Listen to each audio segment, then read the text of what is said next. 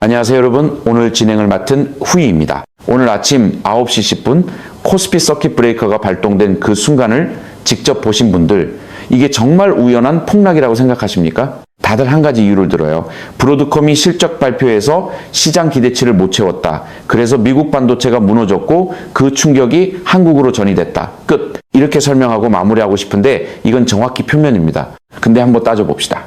브로드컴은 분기 매출도 컨센서스 넘겼고 AI 매출은 전년 대비 143% 늘었고 다음 분기 가이던스도 컨센서스를 상회했어요. 다 좋았습니다. 하나만 빼고요. 그 하나가 12억 달러였습니다. 12억 달러 한 가지의 시장이 이렇게 무너졌다는 게 다들 납득되십니까? 그리고 또 하나, 1987년 블랙먼데이가 왜 38년 만에 갑자기 다시 호명되고 있을까요? 미국 언론도 한국 증권가도 지난 사흘간 이 단어를 다시 꺼냈어요. 이유가 있습니다. 오늘 세 가지 층을 같이 짚어보겠습니다. 표면, 동기, 그리고 결과. 끝까지 들으시면은 지금 시장이 진짜 무서워하는 게 반도체가 아니라 그 위에 얹힌 또 다른 무엇이라는 게 보일 겁니다. 결론부터 짧게 드리면 이건 단순한 반도체 조정이 아닙니다. 1987년이 우리에게 가르쳐준 그 패턴이 토시 하나 바꿔서 다시 재현되고 있는 거예요. 자, 표면부터 깔고 가겠습니다. 지난 금요일 6월 5일 코스피가 5.54% 떨어졌습니다. 8,639포인트에서 8,160으로 한 방에 478포인트가 빠졌어요. 코스닥도 4.50% 하락. 코스피 200 선물은 5.20% 떨어지면서 오전 9시 8분에 매도 사이드카가 발동됐고요. 장중 한때 8,038까지 밀렸습니다. 8,000선 붕괴 직전이었어요. 오늘 아침은 더 심했습니다. 8시 프리마켓에서 삼성전자가 11.2% 떨어진 29만 2,500원에 거래됐고 SK하이닉스는 9.7% 빠진 186만 8천원이었습니다. 본장 열리자마자 9시 10분 코스피가 8.37% 폭락해서 7,477포인트로 주저앉았고 서킷 브레이커가 발동됐어요. 매매가 20분간 멈춘 겁니다. 8,000피가 무너졌습니다. 여기에 더 무거운 신호가 하나 있어요. 원달러 환율. 지난 금요일 야간 거래에서 장중 1561 원 50전까지 치솟았습니다. 이게 2009년 3월 6일 글로벌 금융위기 당시 1597원 이후 17년 3개월 만에 가장 높은 수치예요. 17년입니다. 외국인은 20일 연속 매도. 금요일 하루에만 외국인이랑 기관이 합쳐서 3조 5,391억 원어치를 팔았어요. 근데 이상한 게 있습니다. 브로드컴이 분기 매출은 컨센서스 상회, AI 매출은 전년 대비 143% 증가, 다음 분기 총 매출 가이던스도 컨센서스 넘겼어요. 다 좋았습니다. 단 하나, AI 칩 부문 가이던스가 컨센서스보다 12억 달러 모자랐어요. 12억 달러 한 가지. 그게 도화선이었다는 게 지금까지 나온 거의 모든 설명입니다. 다들 납득되십니까? 도둑이 제 발저리는 모양새예요. 실적은 멀쩡한데 시장이 더 놀랐다는 건 시장 자체가 이미 불안했다는 시그널이거든요. 오늘 세 가지를 차례로 짚겠습니다. 첫째, 1987년 블랙먼데이가 정말로 어떤 메커니즘으로 터졌는가? 둘째, 지금 시장이 그 패턴을 어떻게 따라가고 있는가? 셋째, 이재명 정부가 출범 1년 차에 받은 진짜 카드가 무엇인가? 자, 그러면 일단 표면 해석부터 받아들이고 가봅시다. 브로드컴 실적이 시장 기대를 못 채웠다. 그래서 반도체주 떨어졌다. 거기에 미국 5월 비농업 일자리가 17만 2천 명, 컨센서스 8만의 2배가 나왔다. 그래서 FD가 12월에 금리 올릴 확률이 50%에서 70%로 뛰었다. 금리 인상 우려의 기술주 직격탄. 끝. 이렇게 정리하면 깔끔합니다. 깔끔하게 정리하고 끝내고 싶은데 사실 진짜 문제는 지금부터예요. 왜 시장이 12억 달러 미달 한 가지에 이렇게 과민 반응했는가? 이게 진짜 질문이에요. 그리고 이 질문 따라가다 보면 왜 지금 1987년이 계속 호명되는지가 보입니다. 자, 1987년 10월 19일 그날 다우지수가 하루에 22.61% 빠졌습니다. 508포인트요. 종가가 1738. 글로벌 손실은 1조 7,100억 달러였습니다. 23개 주요 국가 중 19개국이 그날 20% 이상 폭락했어요. 한 나라가 아닙니다. 19개국이에요. 그런데 그날 도화선이 정확히 뭐였는지 미국 경제학자들이 38년이 지난 지금까지도 명확한 답을 못 찾고 있어요. 이게 가장 무서운 부분입니다. 폭락의 규모가 무서운 게 아니에요. 도화선이 그렇게 작았다는 게. 그래서 지금까지도 찾질 못한다는 게 무서운 겁니다. 이쯤에서 다들 놓치고 있는 부분이 하나 있어요. 벌거벗은 임금님 우아하시잖아요. 다들 옷이 멋지다고 해줘야 되는 분위기인데 누가 옷 안 입었다고 한마디 한 거예요. 그 한마디에 행렬 전체가 무너졌습니다. 1987년이 정확히 그 그림이었어요. 지금 시장도 그래요. 브로드컴 12억 달러 한마디가 그 옷 안 입었다 한마디 역할을 한 겁니다. 누군가는 결국 했어야 할 그 한마디인데 시장이 어차피 이미 불안하니까 그 작은 신호 하나에 줄줄이 무너진 거죠. 그러면은 1987년에 실제로 무슨 일이 누적돼 있었는지 그 진짜 메커니즘으로 들어가 봅시다. 1987년 블랙먼데이의 진짜 원인은 네 가지가 동시에 쌓여 있었다는 데 있습니다. 첫째, 쌍둥이 적자, 재정 적자와 경상수지 적자가 누적된 상태였어요. 레이건 정부 시절 감세와 군비 확장으로 재정 구멍이 컸고 동시에 무역 적자도 사상 최대 수준이었습니다. 둘째, 금리 인상 사이클. 1986년 9월부터 1987년 10월까지 1년 만에 미국 금리가 5.9%에서 7.3%로 올랐어요. 1년 만에 1.4%포인트 인상입니다. 시장이 점점 부담을 느끼고 있었어요. 셋째, 누적된 주가 거품. 같은 1년 동안 다우지수가 45% 올랐습니다. 그때까지 수익률 좋다고 다들 환호하던 시기였어요.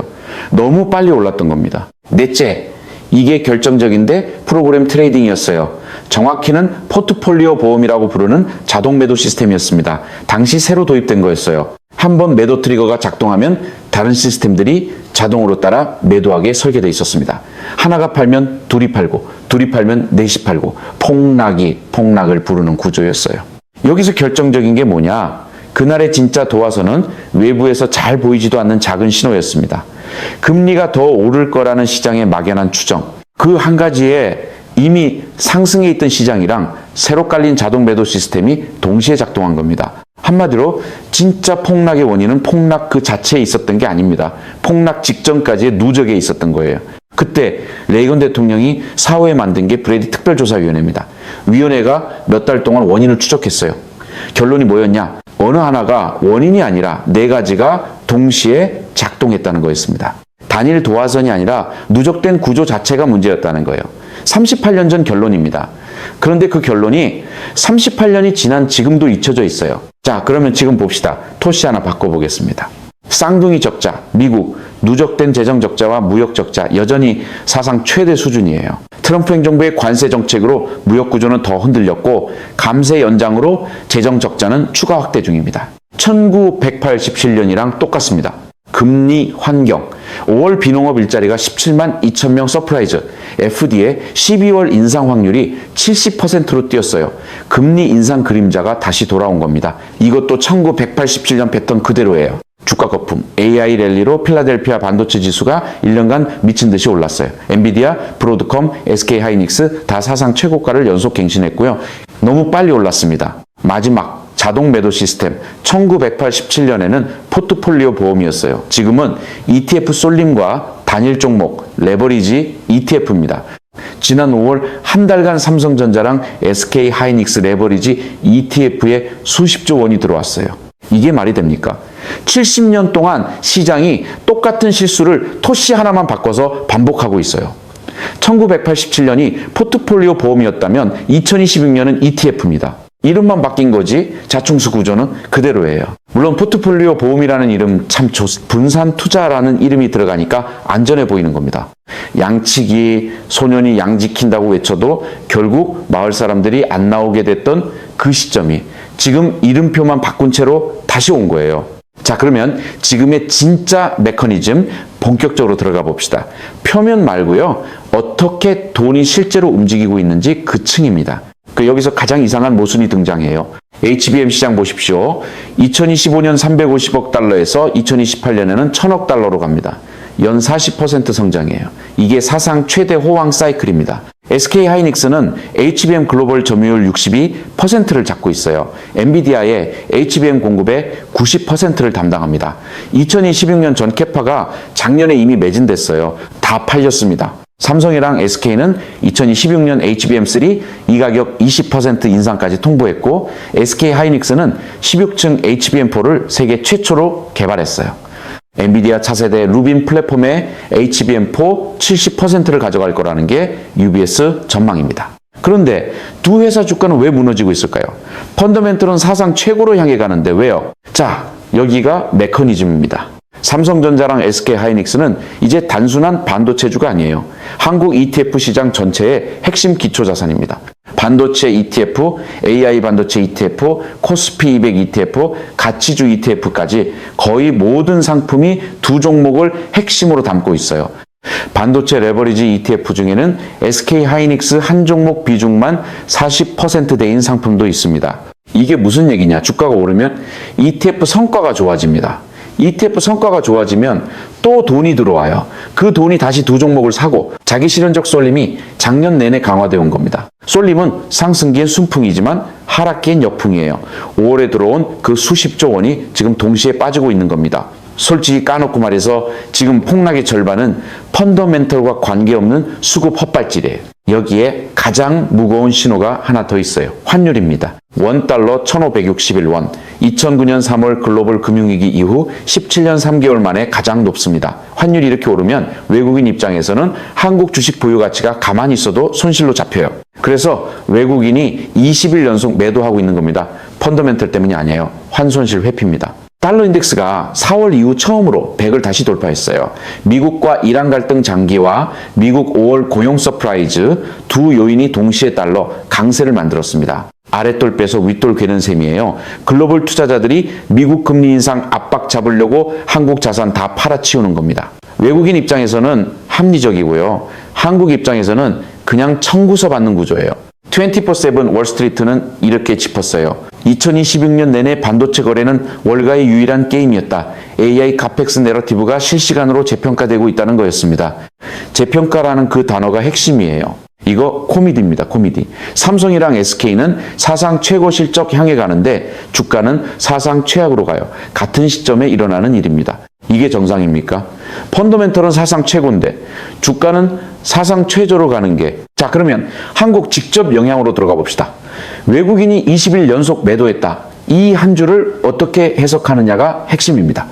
주류 매체에서는 AI 거품 우려라고 짧게 처리하고 넘어가요. 근데 이건 표면이에요. 외국인 20일 매도의 정체는 셋으로 나뉩니다. 첫째, 환율 손실 회피. 원화가 1561원까지 가면 외국인 보유 한국 자산에 따라 환산 가치가 1년 전 대비 거의 10% 가까이 빠져요. 가만히 있어도 손해입니다. 둘째, 미국 금리 인상 압박.